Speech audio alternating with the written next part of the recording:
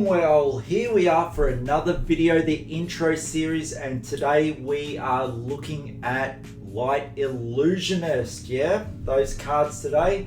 Let's get straight into it. If you've been playing this class, you have seen just how good this class is. Let's look at Prism herself. Once per turn instant, pay 2, banish a card from Prism Soul, create a Spectral Shield token. Now these Spectral Shields will sit there, and if you take any damage that you haven't stopped first, the shields are next in line to take that damage, and then Prism takes that damage. Now once the shield is created, depending on your type of play style, you really don't want these shields affected. So you want to be blocking hard to have those shields and have cards in your hand so that you can do the attacks with them. But we'll see how we go with these Spectral Shields and with the other auras that are available. Okay, so that's Prism, Sculptor of Arclight, and there's Prism as the young hero. Now Luminaris does not appear to be that great of an equipment at first. Now it is a majestic, and this equipment is amazing. Take my word for it. During your action phase, Illusionist auras, so auras, not just the Spectral Shield, but auras, you control are weapons with 1 attack and once per turn action 0 attack. While there is a card with a yellow color strip in your pitch zone, Illusionist attacks you control gain go again. Now picture this, because this is what happened against me the first time I came across Luminaris. The Prism player created several Spectrums, 5, and then was able to attack with each one of them because they had a yellow pitch card in their zone and came across for 5.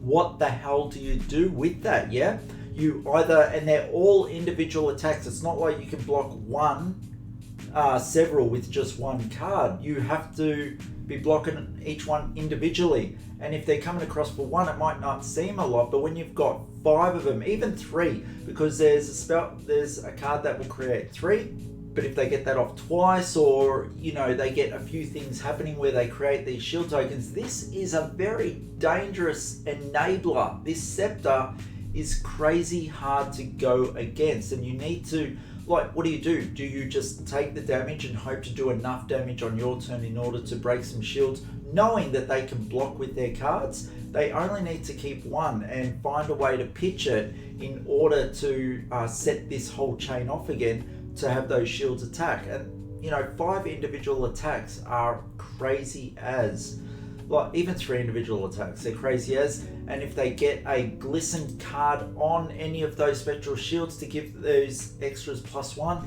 you're in a lot of trouble. So this is a crazy piece of equipment, and yeah, thank goodness it's two-handed. yeah, just an amazing piece of equipment. If the Prism player is good enough to get like those shields working and they have like a shield deck happening, wow, it's very hard to go against. Just gonna say that. I didn't really think much of this card when I saw it, and then it was used against me in that way. Wow. Yeah. Herald of Air, majestic card, dominates. So if Herald of Air hits, put it into your hero's soul and draw 2 cards. What a great card, one that keeps the tempo going. You're having to block with 2 cards against this if you don't have a 6 card in your hand, a 6 attack. Now, because it does have Phantasm, I'll quickly read off Phantasm once, so we've got it.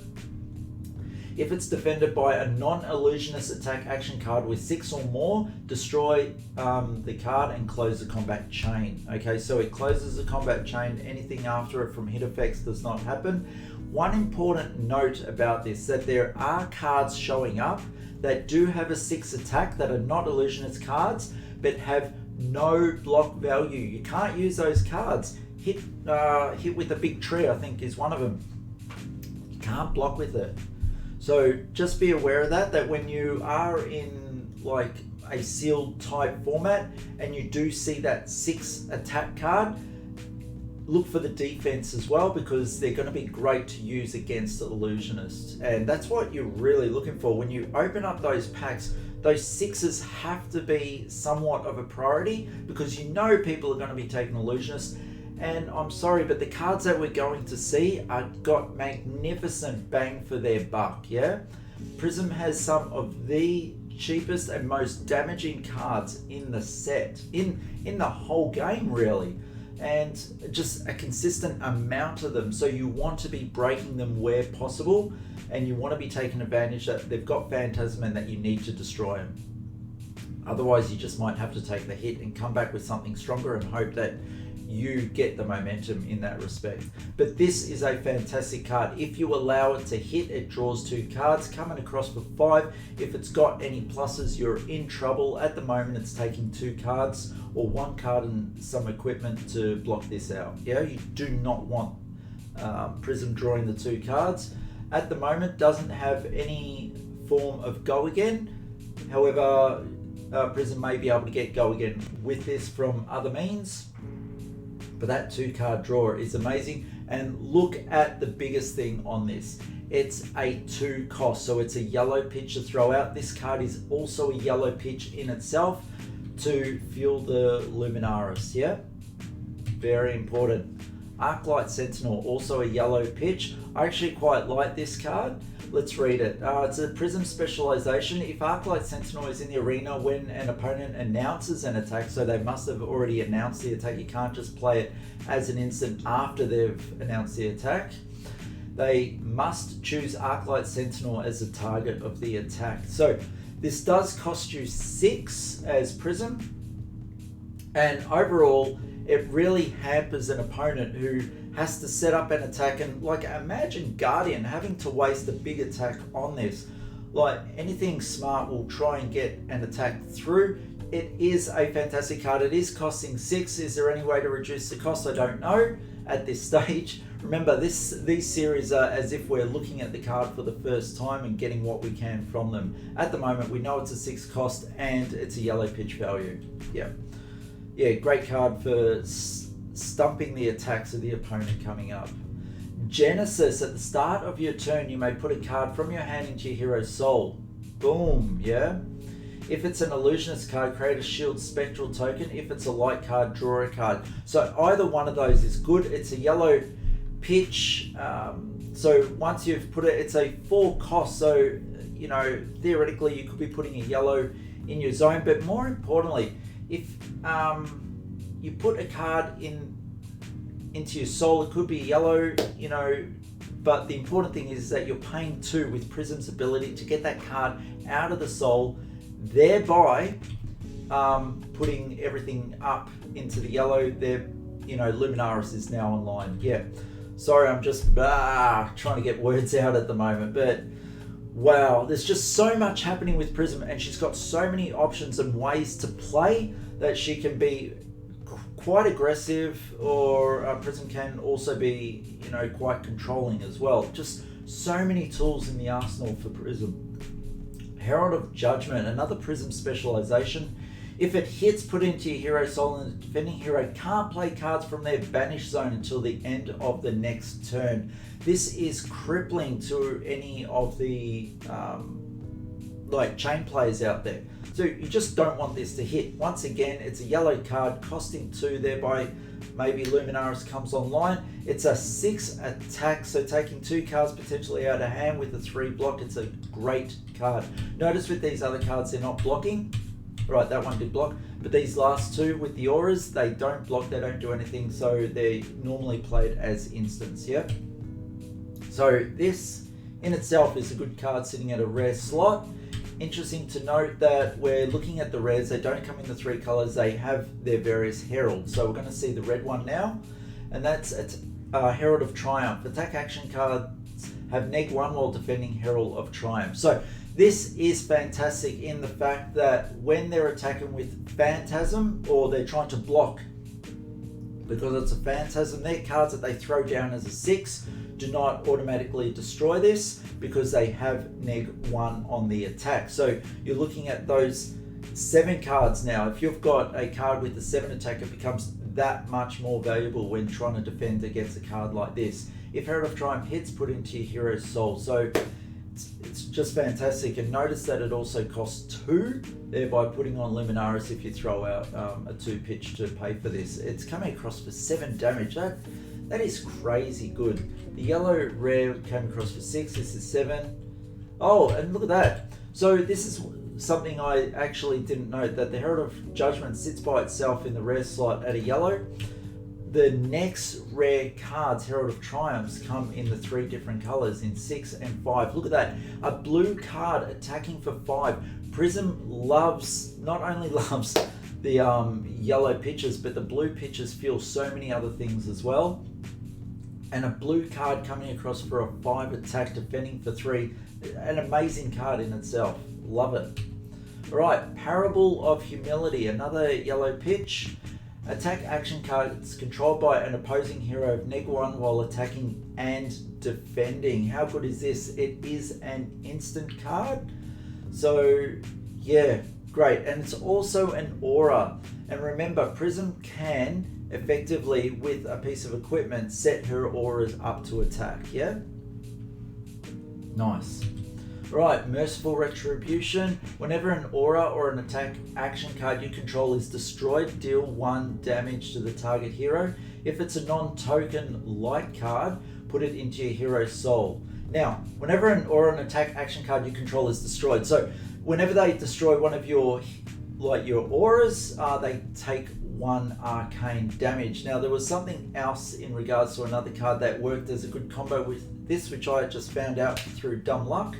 And hopefully we come through it. But overall, a good card, remember, does not defend. So they want to be getting their instants off. And this is the Ocharat, which is the one I was just talking about. Whenever a source you control deals damage to an opposing hero, they lose 1 life. So Illusionist attack action cards you control have Go Again.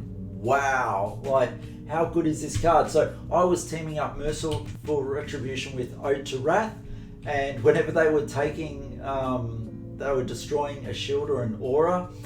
They were taking 1 arcane damage, and whenever a source you control deals damage to an opponent, they lose 1. So they understood that maybe they needed to attack these Spectres instead, which was wasting attacks, which was annoying as hell for the opponent. Yeah.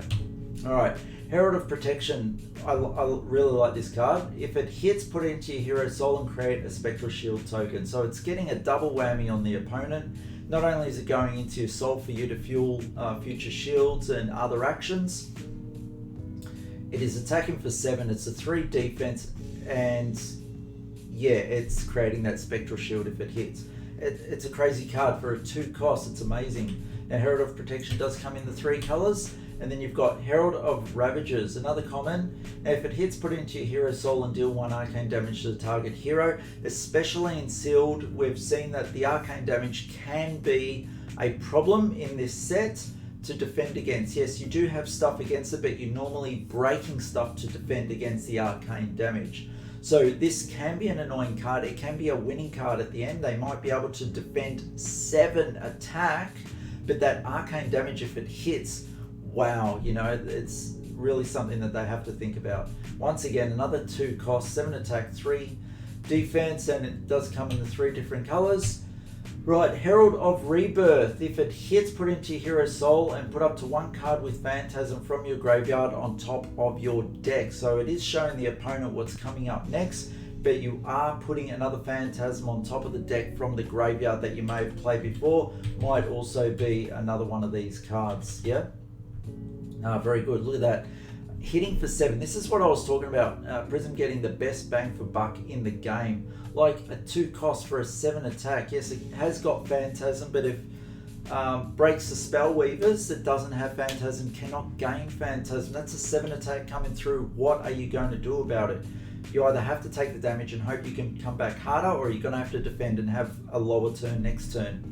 But then she's got so many more of these cards. Like, what do you do? It's such a hard matchup. Yeah. You know who does well is Shadow Brute. If you look in the Shadow Brute Blitz deck.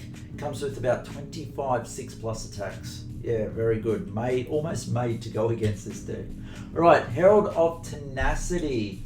Right, dominate. So pretty important, especially coming through for 6. If it hits, put it into your hero's soul.